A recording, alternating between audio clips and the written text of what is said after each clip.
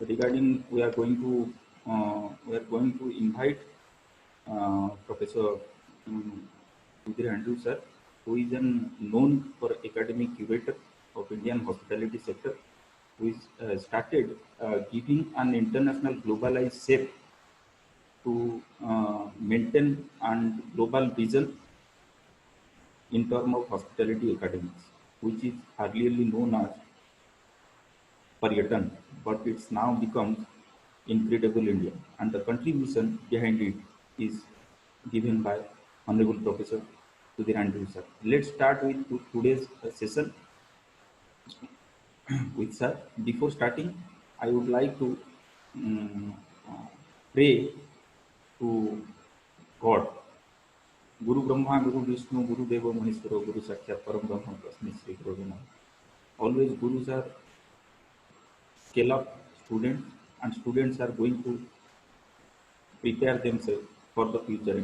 In terms of academics, we are creating the generation. We are not creating any kind of stock. Yes. In this connection, I would like to presenting you to all the listeners, to all the audiences, to all my students, fellow colleagues, my college group, my managing director group, our affiliate in university, our honorable vice chancellor, that today I am fortunate enough to got little bit of time from the busy schedule of Honorable Professor Sudhir Andrew sir. But by the time I am reading the profile, I am quite astonished that several stops are there here in India, but we are unable to find the way how to curating the stock. But in this era, Professor Andrew set a goal in terms of hospitality practice-based education. If you are talking about hospitality education, it has to be practice-based, and the promoter is our Honorable Professor Andrew sir, having an honorary doctorate of literature from Sri Lanka, founding director Oberoi Center for Learning and Development, associate with ITC Welcome Group as a divisional board member, commissioned the Welcome Group Graduate School at Manipal, awarded founder and former principal IHM Pusa, Delhi, awarded Rashtriya Gaurav Award, Rajiv Gandhi Award for Excellence, Best Citizen Award of India, International Intellectual Achievement Award, All India Business. There are many more. There are many more. It's something like endless. Something he is promoting WHO at United Nations, which is things really made my mind troubling that in one lifetime, within this short span of time, I am saying achieving to this level is such a clap based opportunity, sir. It's my namaste from my side, from core of my heart. You are Thank you. really Thank you. you are really setting a goal for the future academician, how to create hospitality education, become practice based hospitality education. As we all aware that we all are facing a devastating scenario now due to this COVID-19. But during this period, when I requested Andrew sir, I'm really feeling quite privileged to know that you are one of an alumni to Indian Institute of Management, Ahmedabad. I'm currently at Ahmedabad from land of Patel. Sir, I would like to welcome you to our third edition of Kathokathan one-to-one conversation session.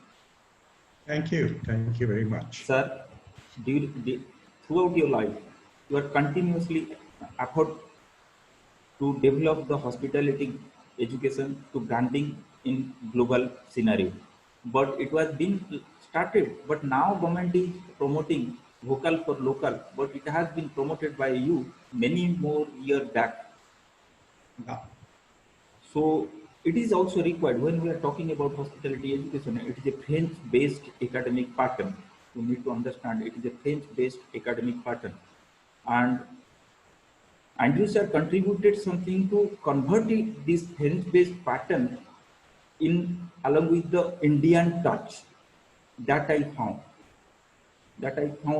Whenever I read the books, because we are also, whenever we become students and all, and that time also we read these things and we are easily understand the books because it has an Indian touch with global vision.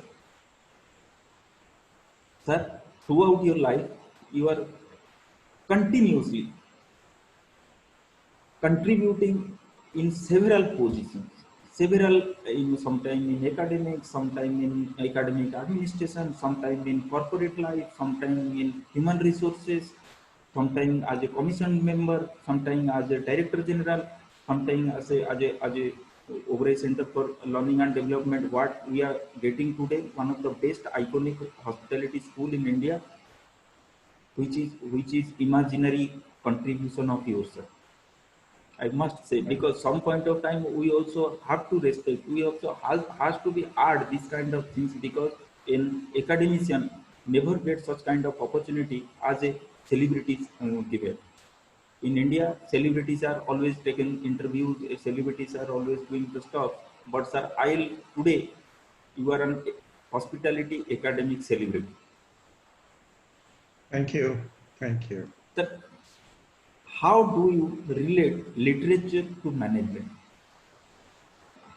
See, there is no direct relationship between literature and management, but my doing English literature at St. Stephen's College helped me to be to develop a creative mindset.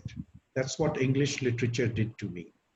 It sets the foundation for creativity, which is a very important thing for today students also. But at that time, it was that.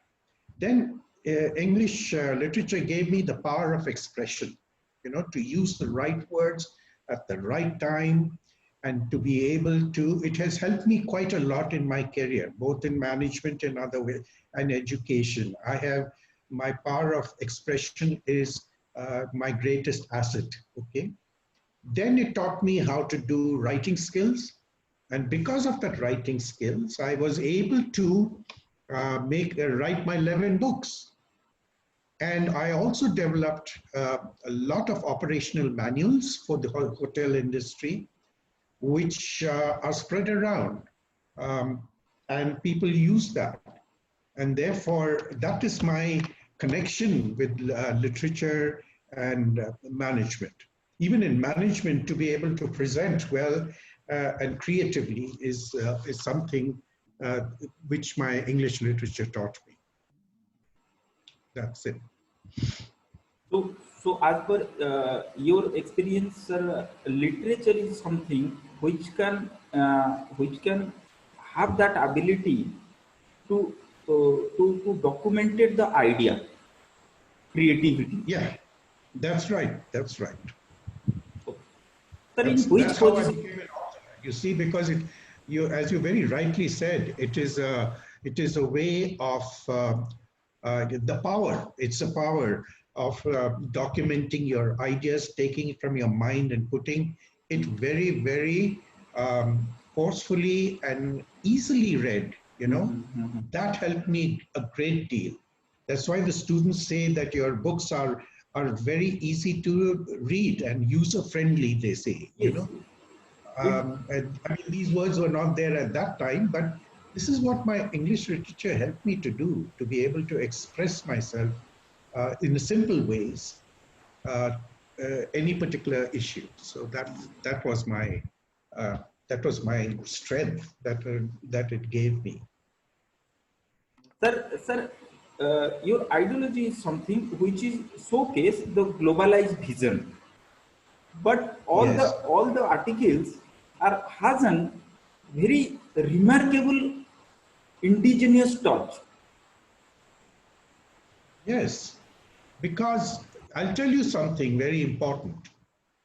When I joined the hospitality industry, I joined the Oberois. They came to IIM Ahmedabad, and it was the first time that they were recruiting MBAs. I was the first MBA to join the hospitality industry. And why did I join it? It's because my faculty told me that it is a sunrise industry and it's going to take off and you will be able to leave a footprint in that industry. Now, the reason why the hotel industry were looking at MBAs is that an important thing happened. The hotel industry used to always have the my host kind of thing from Europe, you know, and my host means being very skilled in wines and having the knowledge of wines and the right way of service, the different menus and all those things which were skill-based kind of orientation. Then suddenly the Oberois tied up with the Intercontinental chain. And this American chain suddenly brought management into the landscape, you see. And much of that management was not understood by the people who were rooted in the European way of operations. So they brought MBAs, that is, they brought me to integrate that management into this. So it was very localized. So that my global view came from that. My global view came from an international chain, which I localized and converted into our own hotel operations. So that is the reason that I was able to. I was called and I was able to leave a footprint now, and it's been valued very much. And also, I'm very creative, you see, and as a creative person, one can think of doing things differently. As a matter of fact, when I was recruited, everybody couldn't understand why I joined the hotel industry after doing my MBA from IIM Ahmedabad. They couldn't understand. They said that it just shows the attitudes in those days, and I'm talking about the early 70s. What kind of attitudes they had? They didn't want to. They used to. They were articles. MBA turns waiter and all that kind of. I went through all that hell. Yes, I went through all that hell, and but I had a single focus and vision and risk-taking ability that I'm going to go through this. And I am going to be somebody who will shine in this particular industry, and so I did. And look at me today. I mean, you've called me and interviewed me because of what I have been able to do right from that time onwards, and in between also. Because sir, when I was joined hotel management, my father says, "पकौड़ियाँ तलने जाओगे?" Means something like that. Means people not aware about this kind of importance of this industry. Yes. Nowadays, people are branding their personality. To brand a people's personality, I found hospitality take a major role in India. Yes, yes, you're right. Branding the personality. I mean, you have so many celebrity chefs, and one of the most important programs nowadays, and very popular with the young youth, is the celebrity chefs from all over the world who put up their teaching lessons and whatever it is. So even what I found is, even when they come and join the hospitality, the school, hotel school, they already have been readied for certain basic skills for cooking, you know. And that shows that the influence of these programs are so well. So now this, as you rightly say, it's a great opportunity for branding your personality if you have something useful to to To the contribute. society. Yes. Sir, in which position you want to memory the best you deliver in that position throughout your life? Maybe it may be as a son, it may be as a professional, it may be as a student, maybe as a director of CLD, it may be as an ITC group corporate member, as a commission member to welcome group college of hotel management at Manipal. Which one you think you don't want to delete it? You wanted to memorize that throughout your life, that okay, that time I'm giving something to the industry, and which is really a remarkable one, which is nowadays people are definitely going to follow that continue. Well, that's a lovely question you asked me. And what I would say is that I am a futurist. I have always, I don't know, it's a blessing that the divine has given me that I'm able to picturize and anticipate what future will bring. Just like when I wrote my book, I felt, wow, when I write my books, it would be a big thing because the foreign books were very expensive, to buy. And therefore, my books will be very valued. And I had the best publishing company to support me, the McGraw-Hill. So, so I would say I would never give uh, one thing out of me, and that is being able to look into the future. Right. And even now, if you look at my webinars, it is all talking about the future, okay? And people find it difficult to get off from their habits of the past and be able to adapt to the newness of what is happening. Take, for example, now, do you know we are in the digital age? Right. And I went around auditoriums full of students before the COVID. I was traveling a lot, and I asked the students one simple question: what is digital? And I was surprised nobody could answer it. Nobody even thought is that they were saying digital is technology over, but what is digital, you see? So I had done my research well in that, and I said digital age means this, or whatever it is. And so they understood that now we are in a different, I mean, if I may say so, the digital age is the communication and the exchange of business from screen to screen, like what we are doing right now. Okay, that's digital, where I'm facing a screen and you are facing a screen and both of us are communicating. This is digital. So if we talk about this, the whole landscape of tomorrow is going to be digital. It is already there. It is already there. Tomorrow, if I want to order from Zomato, or I want to order from Swiggy, or I want to order from the Uber, I do it from my mobile, and that mobile goes to another screen, and the other screen comes and talks to your mobile and confirms whether they are coming. They may even say, show you the route the delivery boy is taking or the Uber is taking.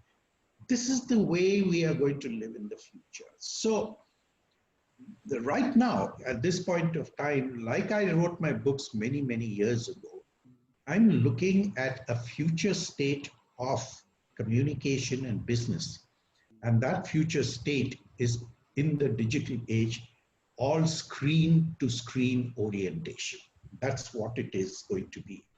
And unless we adapt to that, we are going to be in deep trouble, because the new generation, which is the generation Y and Z, are tech savvy and they don't know any other language but to use their notebooks and to use their iPads and all that, okay?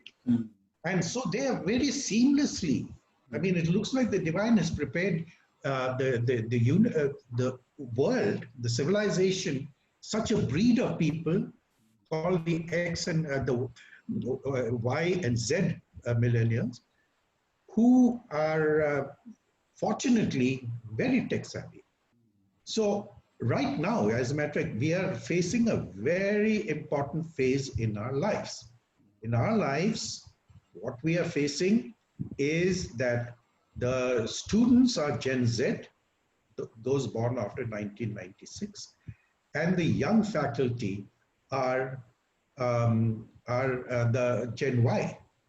Now, this is a heady cocktail, you know, where two generations of tech savviness, okay, is now entering the workplace. Work. And their language and what they will bring in is a lot of technology, and they'll be able to seamlessly navigate through that technology. So we are looking at a new person altogether. So if you ask me what is my the best thing that I would like to, is being able to anticipate the future. That is my best quality, I would say. And Definitely, developing sir. people. And developing people. I love developing students, anybody. I mean, it can be adults. I used to be in hospitality training and development in a very big way in my earlier career. And now I've gone into students and education. I love it. I just love it. So I would never give it, and I'll give it all my attention, all my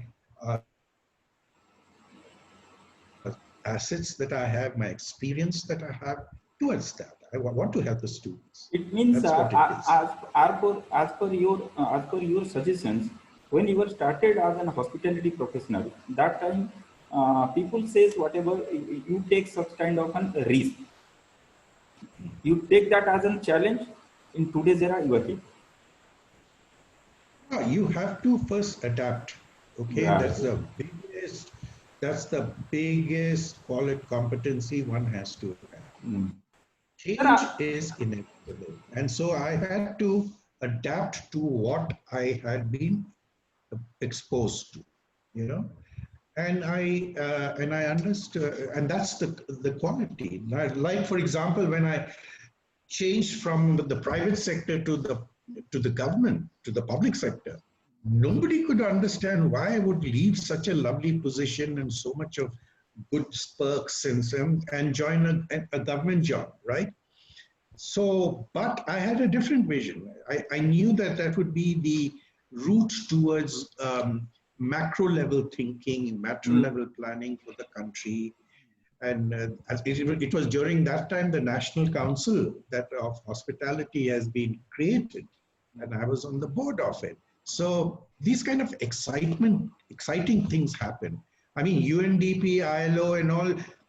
I exposed to them because I was exposed to them because I was in the government. You know? So it became so easy to be there. Yeah, to be there. So I thoroughly enjoyed my stay in the government and gave me a lot of exposure to a macro, broader this thing. I was on the classification committee also. So that was wonderful as to how to classify hotels 5-star, 4-star across the country. That time that is a big challenge for the government also. So what are the things need to be done? What are the parameters need to be set? What are the people need to be developed? What are the technical issues are there? Yes. You know? See, the government, even till today, they come up with this new education policy, and they are always looking to change things, you know, and to benefit the society and take it forward. And so it was quite a challenge for them. But for them to do it, they need experts around who are to help them. You know, even when I was in ITC, I was helping the government to, the planning commission for the tourism planning and all those. I used to get involved in those things. So they need experts from different fields, you know, to help them formulate a national policy. And that's how, you know, my contributions were useful. As per your suggestion, what are the new skills really required to develop the hospitality education in India? I'll tell you, it starts with the faculty itself. Yes. The Now we have gone into online education, which is going to be the way of education in the future. Now, Mm. again, my futuristic way of thinking. So the faculty have to re-engineer themselves to teach online. Right. Now, what is the difference? I mean, it is not just standing in front of a camera or and giving a lecture like you did in the classroom. That is absolutely wrong. Okay?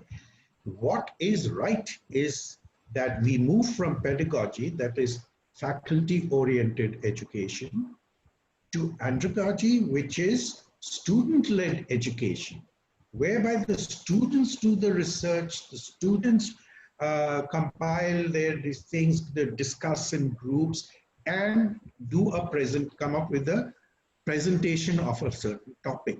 So this is what is required. Therefore, for the future, we need a group of all the students that are coming out have to be very creative. And unless we release their minds to be creative, we are not going to go anywhere. Right now, the students are very rote oriented. That means learning by mugging up the day before the exam. That's wrong because they don't remember anything afterwards.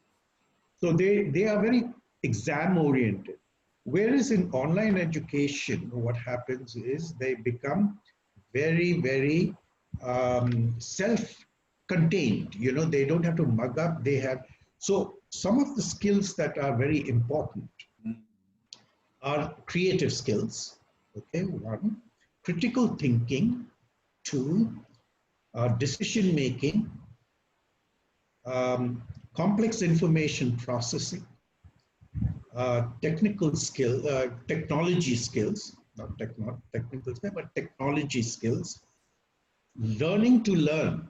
Okay, so learning to learn means that they are continuously learning and know how to upgrade themselves through learning. Then to become independent. Now, you see, I want to say something here, if I may. To become independent, if you look at our children in India, they are very spoiled. Right. Okay, spoiled why? Because there is somebody at home to wake them up in the morning, to give them their milk or orange juice or whatever, tea in the morning. Somebody is there to put on the geyser. Somebody is there to make their beds. Somebody is there to make them iron their clothes. And somebody is there to make their breakfast, and so on and so forth. Now, so what are we as a society doing is making our children dependent, so dependent Sir, that they, today's era in India, which is not yes, being narrated by anyone, what I found in today's era, domestic help is more expensive than anything else. yes, you see, you have to liberate them to navigate through life Right. because we are not going to be there forever. I Okay. know it from my students who from the various institutions I was the dean and all, what trauma they went to when they went abroad because they couldn't manage themselves, you see. So so now what online education helps is for them to manage their own learning, to Right. manage their own learning. So these are some of the skills. They have to also do relational skills, dealing with people, and presentation skills, Mm. and research skills. You see, hospitality is such a lovely subject that it gives a lot of skills that can be used in other industries also. I mean, they don't have to seek jobs in the hospitality industry.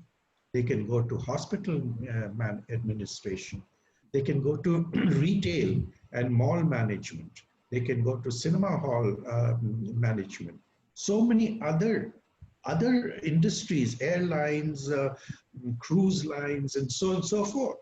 So if they are able to learn by themselves, they'll be able to adapt to the industry that they are and give themselves a greater choice in Right. terms of profession.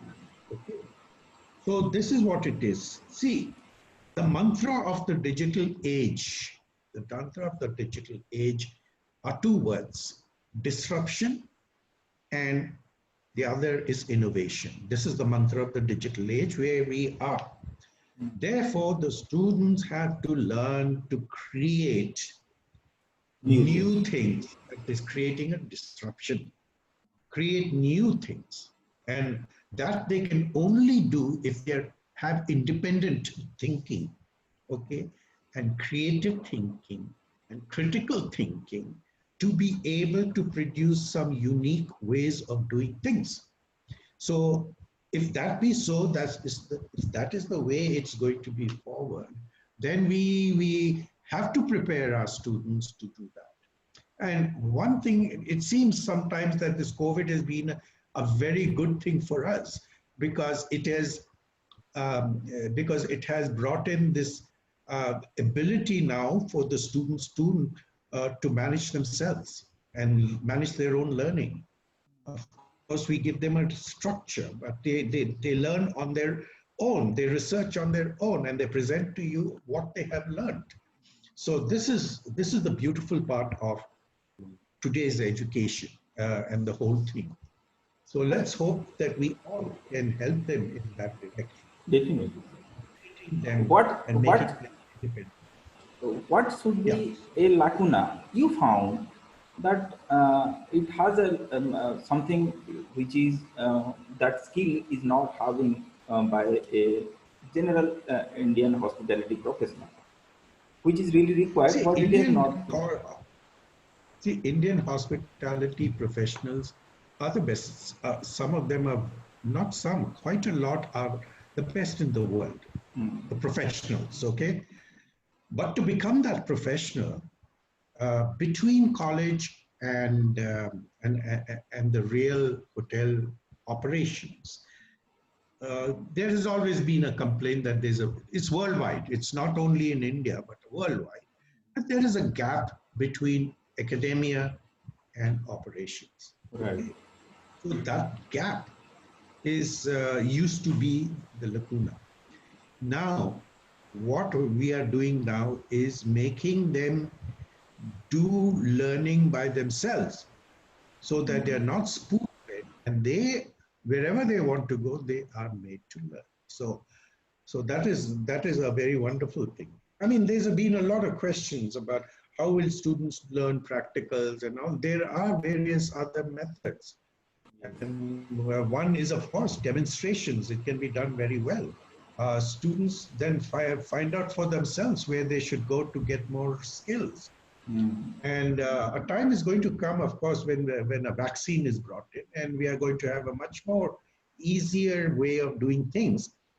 There will be a time when the students will come into campus, and this is called blended learning, and learn certain things, and we'll keep the norms of the distance of 6 feet, or 1 meter, or 6 feet, or whatever, and also and have fewer people, and those kind of things are possible for skill orientation, possible. Sir, Okay. you deliver a lot to the hospitality academia, to the hospitality training part throughout your life. Yes. How do you manage your stress? How do I manage my stress? Stress, yes. Stress. Um, I tell you, what I do is something just out of the ordinary. Like, for example, I do crosswords. That's my favorite because my mind gets focused on cryptic crosswords, Words. and around me is cut off. You see, it's like meditation, Right. It's everything is cut off, so I do that. Me- I use music. I've been always fond of music, and I love music, and I can just be lost in the music. And I love documentaries. I'm a history buff, so I like to read about documentaries of the past. Just though I'm a futurist, I like to think of the past, and that helps me to understand the future too. So that is how I do. See, one of the things that the modern generation does not have, and that is a hobby. Right. They don't have a hobby. Right. Now, hobby has been for our generations the greatest stress buster. Mm. Okay, greatest stress buster, and the hobby should be something totally different from what you are doing at work. You know, Right. it should be something else. Okay, It means, so sir, this is one your tool they have. your your your brain is busy is in some crosswords or something like that. Then you cannot feel stress. The Yes, time you will yeah, manage. you're occupied. Your mind is occupied and distracted. Let's put it this way.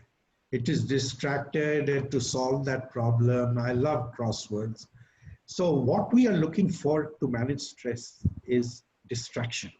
Right. Of course, there is a lot of mental things going on these days, like meditation, yoga, and all that.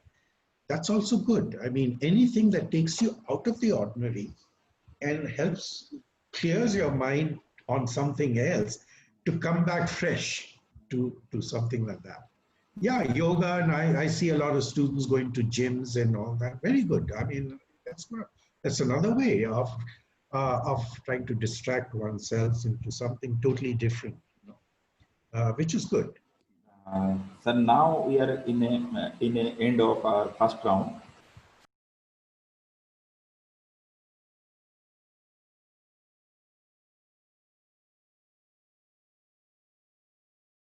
So in this Oh, round, I got some signature level suggestions, which will be definitely not me. Definitely, several upcoming future hospitality professionals will learn something: how to manage the brain, how to manage the professionalism, how to manage the survival of hospitality sector, and in second okay. round, sir, we are going to focus on the rapid fire round, which I will ask some questions to you and give you some options, and you have to choose only one. Choose an option. Yeah. Okay. Okay. So my first question is, sir, Professor Andrews in which kind of person? Jolly, workaholic, strict, or professional? Professional. Why it is like that, sir? Why you think that in professional we can be survive from in all point of time? See, professional means it's a way of thinking, professional, because professional means a certain way of thinking, a certain way of dressing, a certain way of self discipline, a certain way of communicating, Mm. you know, etiquettes and manners. These are all things that lend to a professional. So, I mean, if one had to ask me about etiquettes and manners, I can talk about it, you know. That is because in my grooming in the hospitality industry, I was able to experience all that and learn from there, you know. So I call myself professional, though some of these words are very, most of them even apply to me. I'm jolly also. Mm. I like to be a kid. And I have, frankly, I mean, people have told me that I have a child's mindless time, you know. And I think that has helped me to be a kid because the children are the most creative people, you know. Right. And you'll be surprised. I stand for hours in front of a park where children are playing and just observe their behavior. They Mm. reflect what the natural world. But having come to that, professional is my, I would say, define me. How do you visualize hospitality industry in coming days? Technology oriented, minimal manpower, uplifted as a important revenue creator industry. I think technology orientation, though unfortunately COVID-19 has brought technology to our industry in fast forward. They Mm. didn't intend to be so fast forward. Why? Because technology is the thing that gives low touch operations. You know, Right. people are scared to touch things. So best is technology from their mobile. They can do a whole lot of, you know, navigate themselves in the hotel with that. So I think technology is going to be a very big change in the hospitality industry. And therefore, I think it is that. And also wanting fewer people. I mean, if you want few people, then you have to get technology to help you to do that. Sir, in which sector of hospitality industry is going to become the highest employment generator? Food production, food and beverage service, accommodation, or front office? I think it's going to be food production. Firstly, the students are very, more and more students are very good, very um, fond of cooking, thanks to these celebrity chef programs, you know. And I find them more and more going towards food production. What it will help them do is not only cook food for the guests, but it will help them later on at one stage for them to be their own masters of their own restaurant, you know, with their cooking, you know. So they have a lot of options with that. And so I think food production. I mean, I would say housekeeping also, but you've asked me to choose one. But I would say Food food production. production. Yeah, yeah. What will be the main component of catering business in post-COVID scenario? Packaging, texture of the food, product quality, cheap selling price. I would say product quality. Product. Product people are willing to pay for good quality. Okay, so product quality is what I would choose. But now we are end up with second round also, and I found we are not only answering, you also elaborate why it is like that. Yes, yes. At the last and end round, sir, this round is known as word game, and in word game I will ask only one word, and you have to elaborate it. The thing is, Elaborate or say what the first word comes to my mind. yes, when you are thinking about this word, what word is come to your mind? Means what will be First your word. fast brain outcome? Yes. Okay. Uh, I so, like uh, that. my first word is sports. Cricket. I Mango, mean, sweet, Professor Andrews. futuristic, Hospitality, warmth and warmth and welcoming, food. fresh. Sir, every answer, whatever you are delivered today, it is not been answered. It has been suggested. Mhm. It is something like a good practice, an example to the future professionals to manage their stress, to manage their professional skill, to manage their interpersonal communication skill, to manage their upliftment in career, to manage their revenue management. So these things will be definitely narrated, and hopefully this session is definitely going to make a mark to learn new skills. Thank you, sir, I for your hope so, and I wish busy time. all the students all the best and the faculty. The future is exciting. You know, it's very exciting and changing, and I wish them all the best. And thank you for inviting me to for this talk. It has Thank been a you. pleasure. Thank you, Thank sir. you, sir. Good night, sir. Good night. I'm clocking off. Okay.